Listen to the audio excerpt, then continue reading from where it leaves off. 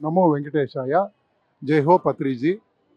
తిరుపతి ధ్యాన మహాయజ్ఞానికి వేలాది మందిగా విచ్చేసిన ధ్యానందరికీ కూడా ఇక్కడ భోజన సదుపాయం ఏర్పాటు చేయడం జరిగినది. బ్రహ్మాండమైన విందు భోజనాలతో ఇక్కడ ప్రతి ఒక్కరికి కూడా ఈ ప్రసాద సౌకర్యాన్ని కలిగించినారు. దీంట్లో చక్కటి ఆహారంతో ప్రతి ఒక్కరు కూడా ఆనందమయం పొందుతున్నారు. అదేవిధంగా నా పేరు నటరాజు, మేము తిరుపతి వాస్తవ్యులు. ఇక్కడ మన సుభాష్ పత్రిజీ ధ్యానాశ్రమం అని 5 ఎకరాల్లో ఇక్కడ నుండి వచ్చేవాళ్ళు కూడా వసతి ఏర్పాటు చేసినాము.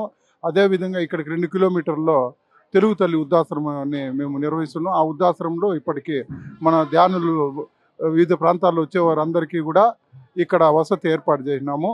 ఇప్పటికీ మేము మా గృహాన్ని కూడా ఒక 50 మందికి అక్కడ సౌకర్యం కల్పించినాము.